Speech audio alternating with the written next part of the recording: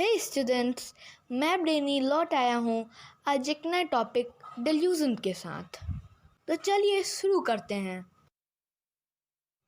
So what is delusion? Delusion is a type of disorder of content of thought. व्यामोह एक प्रकार का वैचारिक विकार है, अर्थात जिसमें विचार में परिवर्तन हो जाता है।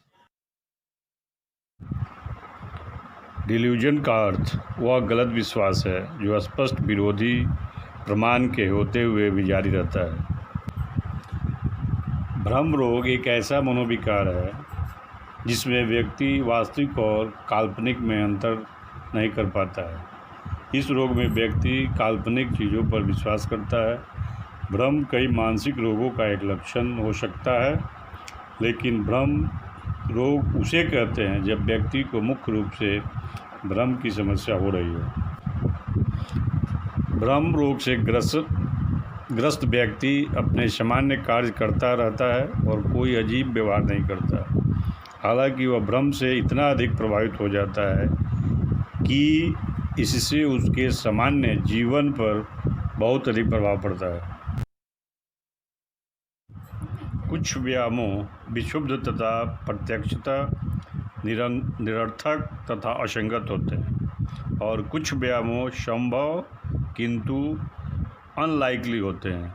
ऐसे व्यामोह को वाइजियर डिल्यूजन कहते हैं।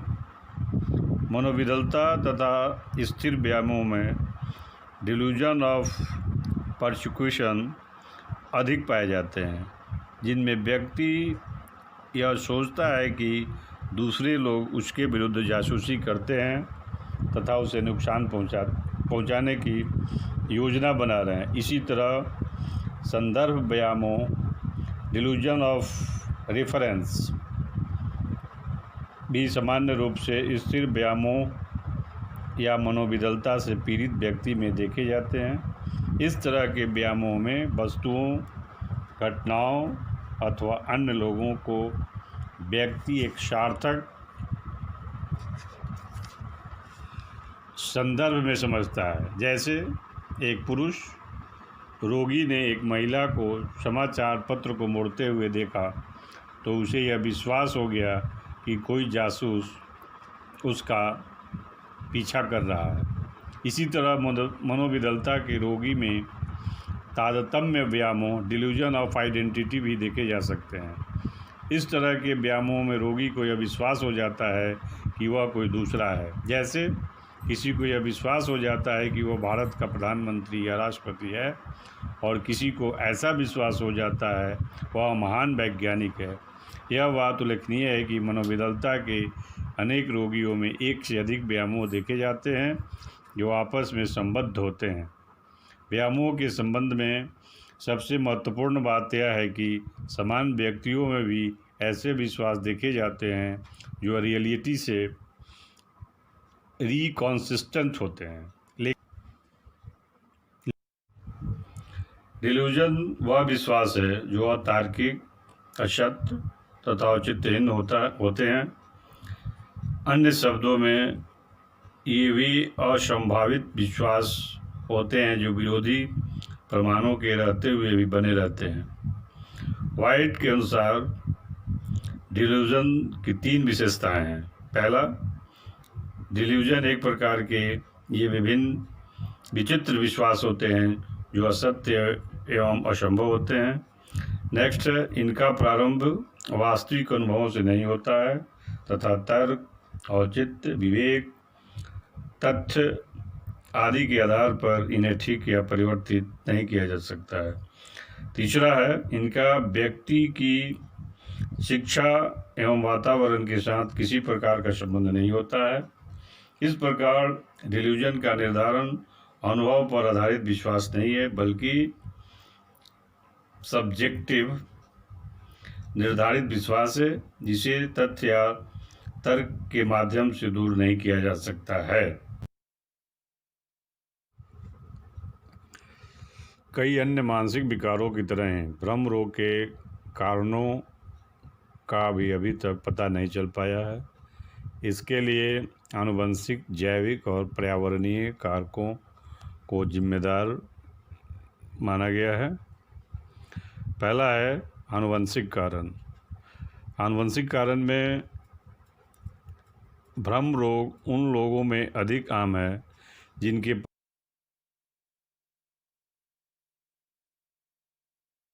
परिवार में किसी को भ्रम रोग या सिजोफ्रेनिया है। इसलिए इससे यह समझा जाता है कि आनुवंशिकता भ्रम रोग का एक कारण हो सकता है। ऐसा माना जाता है कि भ्रम रोग होने की प्रवृत्ति माता पिता से बच्चों में आती है। नेक्स्ट है बायोलॉजिकल फैक्टर्स। बायोलॉजिकल फैक्टर्स में शोधकर्ता ने इस बात पर खोज करके बताया कि कैसे मस्तिष्क के कुछ हिस्सों में नुकसान पहुंचने से भ्रम रोग हो सकता है। दिमाग में कुछ पदार्थों के असंतुलन को भी भ्रम रोग का कारण मानते हैं। अब हम आगे डिल्यूजन के लक्षण के बारे में जानेंगे कि डिल्यूजन के लक्षण कौन कौन से होते हैं।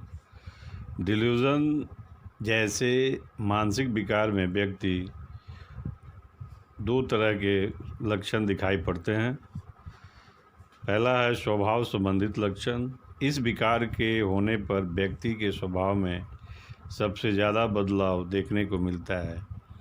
ऐसे में व्यक्ति भावनात्मक रूप से कमज़ोर हो जाता है, छोटी से छोटी बात पर भी बहुत ज़्यादा प्रतिक्रिया करता है।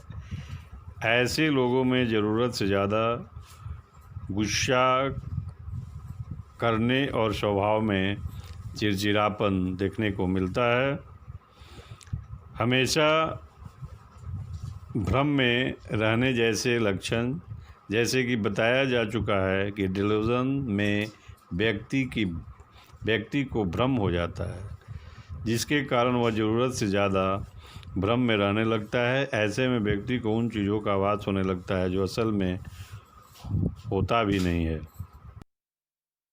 So now we will start with types of delusion. First one is delusion of grandeur. Second one is delusion of persecution. Third one is delusion of self-contamination. And last one is hypochondriacal delusion. Delusions of grandeur.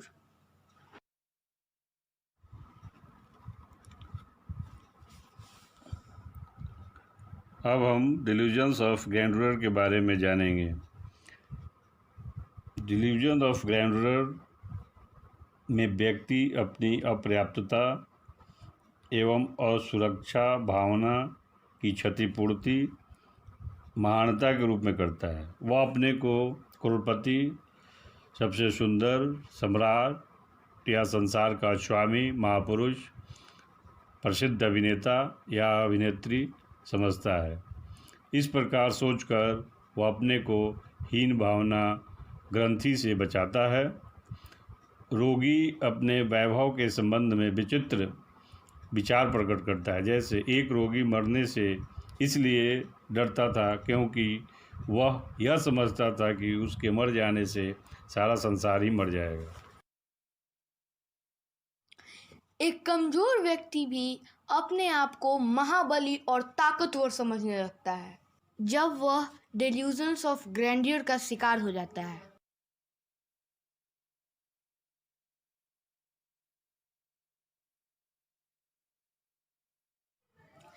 एक बिल्ली भी अपने आप को शेर समझने लगती है। किसके कारण? डिल्यूजन्स ऑफ ग्रैंडियर के कारण। Delusions of persecution. दूसरा प्रकार है दंड भ्रांति। इस प्रकार की भ्रांति में रोगी को यह विश्वास हो जाता है कि उसके अनेक शत्रु हैं जो सदैव उसका पीछा कर रहे हैं। ये शत्रु मिथ्या प्रचार करते फिरते हैं। उन्होंने भोजन में विष मिला दिया है और वे किस प्रकार से उसे दंडित करने या जान से मारने की साजिश कर रहे हैं। किसी भी प्रसंग को देखते ही उसे दंड भ्रांति की स्थिति प्रकट हो जाती है। अन्य शब्दों में दंड भ्रांति का एक पूरक प्रकार संदर्भ भ्रांति है, जिसमें रोगी किसी भी आकस्मिक घटना या प्रसंग में व्यक्तिगत रहस्य या गुप्त रहस्य का आभास करता है। जैसे कुछ व्यक्तियों को आपस में बातचीत करते देखकर मानसिक रोगी यह सोचने लगता है कि यह व्यक्ति मेरे संबंध में ही बातें कर रहा है। अगर कोई उसकी ओर देख ले तो वह समझता है कि इसमें कोई न कोई रहस्य छिपा है। कोई अनजाने में खांस दे या बोल दे तो रोगी उसे अपने प्रति व्यंग समझता है। दंड भ्रांति प्रक्षेपण का एक अतिशय रूप है, क्योंकि यहाँ भी रोगी अपनी इच्छाओं को दूसरों पर आरोपित करता है। जैसे रोगी स्वयं तो दूसरी की निंदा करता है एवं दूसरे के द्वारा बातचीत करने को अपनी निंदा समझता है। अब हम डेल्यूजन्स ऑफ परसिक्यूशन के कुछ एग्जाम्पल्स देख लेते हैं। जो व्यक्ति परसिक्यूटरी डेल्यूजन से सफ़र करते हैं उन्हें कुछ इस तरीके के ख्याल आते हैं कि जैसे रात को उनके पड़ोसी उनके घर में घुस गए हों और उनके अलमारी से उनके कपड़े चुराकर ले जा रहे हैं। पुलिस मेरा पीछा कर रही है क्योंकि वो मुझे टॉर्चर करना चाहती है। एक दैत्य शक्ति मुझे मारने के लिए मेरे पीछे पड़ी है। गवर्नमेंट मुझे पीने वाले पानी के थ्रू जहर देकर मारना चाहती है। जब मैं रोड पर चलता हूँ तो कुछ लोग मेरी जासूसी करते हैं और मेरा सामान चुराना चाहते हैं। Delusions of self कॉन्डेमनेशन। अब तीसरा प्रकार है डिल्यूजन ऑफ सेल्फ कॉन्डेमेंशन। इस प्रकार की भ्रांति में रोगी यह समझता है कि उसने कोई पाप किया है जिसका दंड उसे मिलना ही चाहिए। वह स्वयं ही अपनी इस भ्रांति की निंदा एवं भर्त्सना करता है। कभी कभी वह यह भी सोचता है कि वह एक बुद्धिहीन व्यक्ति है, इसी योग्य है कि ईश्वर या मनुष्य दोनों ही उसको बहिष्कार करें। इस भ्रांति के कारण कभी कभी भगवान से ही नहीं वरन अपने मित्रों या परिवारजनों से दंडित करने या जान से मारने का निवेदन करता है। कभी कभी रोगी इसी भ्रांति के कारण आत्महत्या करने का भी प्रयास करता है।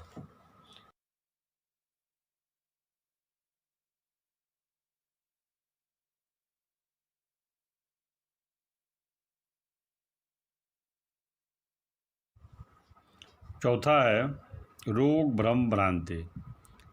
इस भ्रांति में रोगी अपने को किसी शारीरिक या मानसिक रोग से पीड़ित समझने लगता है।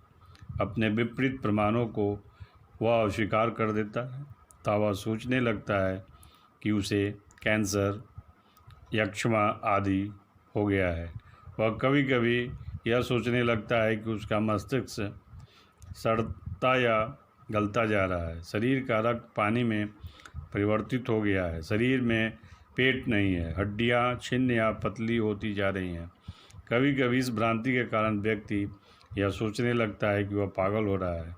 उसके व्यक्तित्व में तीव्र गति से परिवर्तन हो रहा है। इस प्रकार की भ्रांतियों में व्यक्ति जीवन की अनेक कठिनाइयों, असफलताओं के प्रति चिंतात्मक बातों का गलत कारण उपस्थित करके युक्ति ढूंढ लेता है।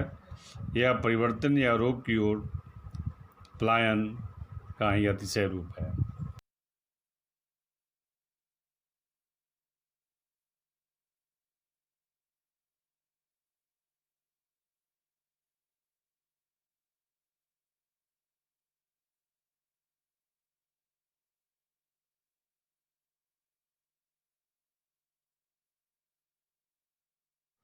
तो स्टूडेंट्स, आज के लेक्चर में इतना ही।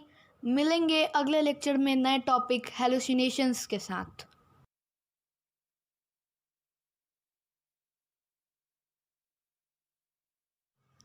Please like and share this video.